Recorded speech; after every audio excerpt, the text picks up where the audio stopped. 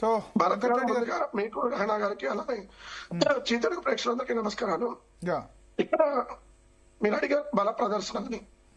ఇప్పుడే ఎన్నికలు బల ప్రదర్శన చేయడానికి ఇప్పుడు ఎన్నికలకు ఇంకా దాదాపుగా 3 ఏళ్ల పైగా సమయం ఉంది. సో ఇప్పుడు ఎక్కడ బల ప్రదర్శన చేయాల్సినటువంటి అవసరం కూడా వైఎస్ఆర్ కాంగ్రెస్ పార్టీకి లేదు. ఇది పాయింట్ నెంబర్ 1. 2, పోలీసులు నిజంగా కూడా Z+ కేటగిరీ ఉన్నటువంటి వ్యక్తికి భద్రత కల్పిస్తూ అక్కడ ఉన్నటువంటి వెహికల్స్ ని మూవ్మెంట్ అయ్యేటట్టుగా చేస్తుంటే నిజంగా ఈరోజు ఒక్కరు కూడా ప్రాణాలు కోల్పోయేటటువంటి అవకాశం ఎట్టి పరిస్థితుల్లో కూడా ఉండేది కాదు. ఇది మనం గమనించాల్సినటువంటి అంశం. జగన్ గారికి Z+ కేటగిరీ ఉంది, కానీ పోలీసులు Z+ కేటగిరీ ఇవ్వటం లేదనేది కూడా బహిరంగంగా మనకు వాస్తవం. ఇప్పుడు అది భద్రత ఏం సంబంధం ఉంది? వాళ్ళు బైక్ మీద స్టంట్లు వేస్తూ బ్యారికేడ్ గుద్దుకున్నారు. అది అక్కడ ఎందుకంటే ముందు వెహికల్ మూవ్మెంట్ అవుతా వెళ్తాయి, అది రాదు. మీకు వెనక వెహికల్స్ ఆపే దాని మీద కాన్సన్ట్రేషన్ చేయకుండా ముందుగానే వెహికల్స్ ని మూవ్మెంట్ చేస్తా ఉంటే, ఎందుకంటే మీకు అది హైవే, మీకు ముందు పోలీసులు చూడాలి అవన్నీ. ఎందుకంటే కెమెరా చూడలేదు కదా అక్కడ, అందరూ జగన్ గారిని కలిసేటటువంటి ఉత్సాహంతో ఉంటారు. సో ఇక్కడ పోలీసులు అంత నిన్న గుంటూరు పర్యటన కావచ్చు, లేదంటే ఈ రోజు ఇబ్రహీంపట్నం పర్యటన కావచ్చు, పోలీసులు చూపిస్తున్నటువంటి అత్యుత్సాహం ఏదైతే వెనక వెహికల్స్ ఆపేటటువంటి కాన్సన్ట్రేషన్ చేస్తున్నారు తప్ప ముందుకి మూవ్మెంట్ అయ్యే కాన్సన్ట్రేషన్ చేయట్లేదు. ఎందుకంటే మీరు చూస్తే రూట్ మార్చారు ఆల్రెడీ, అయినా కూడా యాక్సెప్ట్ చేసాం. అంటే పోలీసులు ఇచ్చినటువంటి రూట్ లోనే వెళ్ళటం జరిగింది. ఇది ఒక పాయింట్.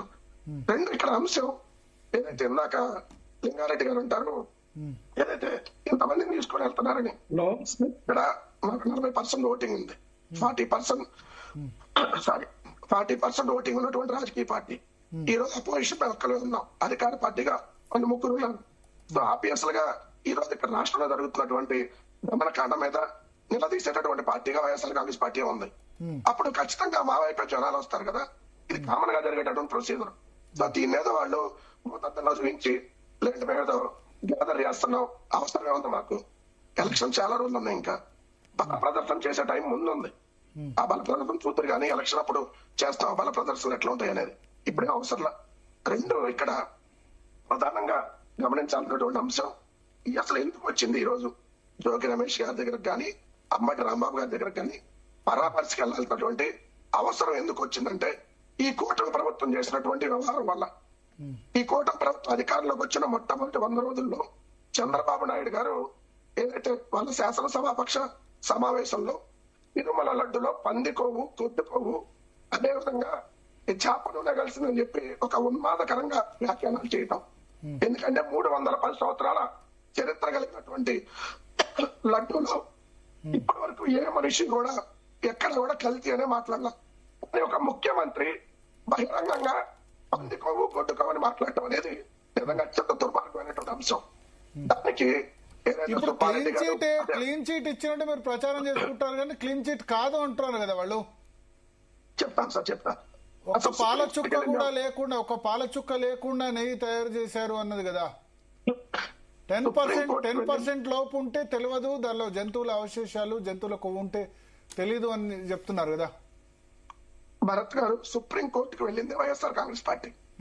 దీని మీద నిజాలు తేలాలి, తప్పుడు ప్రచారం చేస్తున్నారని సుబ్బారెడ్డి గారు, సుబ్రహ్మణ్య స్వామి గారు సుప్రీం కోర్టు సిబిఐ ఆధ్వర్యంలో ఒక సిట్ వేసింది. ఆ సిట్ లో కూడా రాష్ట్ర ప్రభుత్వ అధికారులు 2 ఉన్నారు. సర్వశ్రేష్ఠ త్రిపాఠి, గోపీనాథ్ చెట్టి, చంద్రబాబు నాయుడు గారికి అత్యంత సన్నిహితులు వాళ్ళు. సో వాళ్ళు ఉన్నప్పుడు ఇప్పుడు ఇది దాదాపు 16 నెలల పాటు ఎంక్వైరీ జరిగింది. ఈ 16 నెలల ఎంక్వైరీలో వాళ్ళు ఇక్కడెక్కడ జంతువుల కొవ్వు కానీ గొడ్డు కొవ్వు కానీ కలవలేదని చెప్పారు. Point number 1. 2, కల్తీ కలిసిందని చెప్పారు. కల్తీ కలిసింది ఏ శాంపిల్ లో? వీళ్ళు అధికారంలోకి వచ్చినాక తీసుకున్నటువంటి AR dairy sample. AR dairy అనేది మేము ఉన్నప్పుడు ఒక్కరోజు కూడా సప్లై చేయలే. ఏఆర్ డైరీ అనేది మొట్టమొదటి సప్లై చేసింది జూన్ 12, 2024 చంద్రబాబు నాయుడు గారు ప్రమాణ స్వీకారం చేసిన రోజు జూన్ 12. రెండోసారి సప్లై చేసింది జూన్ 20. మూడోసారి సప్లై చేసింది జూన్ 25. 4వసారి సప్లై చేసింది జూలై 4. ఈ 4 సార్లు ఓకే అయింది ఏఆర్ డైరీది. జూలై 4 ఓకే అయింది, జూలై 6 రిజెక్ట్ చేశారు. మధ్యలో జూలై 5 ఎన్డీడీబీ చైర్మన్ మేనర్షా, శ్యామలరావు కలిసిన ఫోటోలు ఉంటాయి, మీరు చూడండి. జూన్ 4 ఓకే అయింది, జూన్ సారీ జూలై 4 ఓకే అయింది, జూలై 6 రిజెక్ట్ అయింది. సరే అది నేను దాని గురించి డెప్త్గా వెళ్తున్నా. సో ఈ రిజెక్ట్ అయిన దాన్ని ఎప్పుడు కూడా మళ్ళీ తిరిగి తీసుకురారు. జగన్ గారి హయాంలో కూడా 18 సార్లు రిజెక్ట్ అయింది, చంద్రబాబు నాయుడు గారి 14 సార్లు రిజెక్ట్ అయింది. ఈ రిజెక్ట్ అయింది వాడరు. కానీ ఇదే జూలైలో రిజెక్ట్ అయింది ఇది ఆగస్టులో సేమ్ మళ్ళీ అంటే ఏఆర్ డైరీ ద్వారా రిజెక్ట్ అయింది వైష్ణవి డైరీ ద్వారా వాడారు. వైష్ణవి డైరీ ద్వారా పంపించి టీటీడీ దాన్ని వాడింది. ఇది సిబిఐ ఇచ్చిన రిపోర్ట్. మరి కల్తీని ఎలా వాడారు? మరి ఇది కల్తీ అనేది చంద్రబాబు నాయుడు గారి హయాంలో చంద్రబాబు నాయుడు గారు ఆధ్వర్యంలో టీటీడీ ఈఓగా శ్యామలరావు ఉన్నప్పుడే వాడినటువంటి నెయ్యి. మరి కల్తీ కలిసింది విలయంలో వాడింది విలయంలో అయినప్పుడు దోషులు అవుతారు, వీళ్ళు అవుతారు కదా. దీనికి వైఎస్ఆర్ కాంగ్రెస్ పార్టీకి సంబంధం ఏంటి? సరే అదొకే. నెయ్యి వివాదం పక్కన పెడితే ఇప్పుడు మళ్ళీ అంబటి రాంబాబు, జోగి రమేష్ వీళ్ళు ఎందుకు ఓదార్పు యాత్ర? సార్ ఇప్పుడు సపోజ్ మీ జీవితంలో మీ జీలో ఎవరో ఒకరికి ఏమైనా ఇబ్బంది వచ్చిందో మీరు ఎలా పరామర్శకి కానీ అంతమందిని ఎందుకు వేసుకొని వెళ్ళడం అన్నది అక్కడ క్వశ్చన్. టీడీపీ వాళ్ళు అడుగుతుంది, అంతమందిని మీరు వేసుకొని ఎందుకు వెళ్ళడం? సింపుల్ గా వెళ్ళి రావచ్చు కదా. అలా ఒక కాదు సార్. ఇప్పుడు లింగారెడ్డి గారు నేను వెళ్తుంటే 10 మంది కావచ్చు, జగన్మోహన్ రెడ్డి గారు వస్తే రాకుండా ఎట్లుంటారు? సో జగన్మోహన్ రెడ్డి గారు ఈరోజు అపోజిషన్ లీడర్. సో ఆయన బయటకు మీకు ఎయిర్పోర్ట్కి వస్తేనే మీకు దాదాపు 2,000 మంది జనాలు వస్తారు గన్నవరం ఎయిర్పోర్ట్ దగ్గరికి. అలాంటిది ఆయన ఒక నియోజకవర్గంలో పర్యటనకి వెళ్తారంటే ఆ జిల్లాలో ఉన్న నాయకులందరూ వస్తారు, స్వచ్ఛందంగా అమ్మాయిలు వస్తారు, ప్రజలు వస్తారు. రావద్దని చెప్పడానికి ఎవరికి హక్కు ఉంది? ఆయన జగన్ గారి జనాలు వస్తే వీళ్ళకి వచ్చినటువంటి ఇబ్బంది ఏంటి? భర్త గారు వచ్చే నష్టం ఏంటి? నష్టం అంటే వాళ్ళు ఇద్దరు చనిపోయారు. నష్టం అంటే వాళ్ళు ఇద్దరు చనిపోయారు. ఇంతకుముందు కాన్వాయ్ ఆ వెహికల్ కింద పడి ఒకళ్ళు చనిపోయారు. అది జరుగుతోంది కదా, ప్రతి టూర్ లో ఏదో ఒక అపశృతి దొరుకుతోంది కదా. సార్ ఒక్క మాట, ఇప్పుడు నిజంగా అలాంటి సంఘటనలు జరగకుండా మేము కూడా జాగ్రత్తలు తీసుకుంటానే ఉన్నాం. బట్ ఇక్కడ ఉన్నటువంటి వ్యవస్థ నేను ఇప్పుడు జగన్ గారు వెళ్తున్నప్పుడు రోప్ ఉండాలి. ఎందుకు జడ్పీఎస్ కేటగిరీ వ్యక్తి ఆయన చుట్టూ రోప్ ఉండాలి. రోప్ ఉండి ముందు వెహికల్స్ ని క్లియరెన్స్ చేస్తూ పంపించాలి. ఇక ఎక్కడన్నా క్లియరెన్స్ చేసి వెహికల్ పంపిస్తున్నారు చూస్తారు మీరు. నిన్న చూసారు, ఈ రోడ్ టూర్ చూశారు. ఎక్కడ ఉందని అలా చూడాల్సింది ఎవరు? ఇక్కడ ఉన్న రాష్ట్ర పోలీసులు కదా.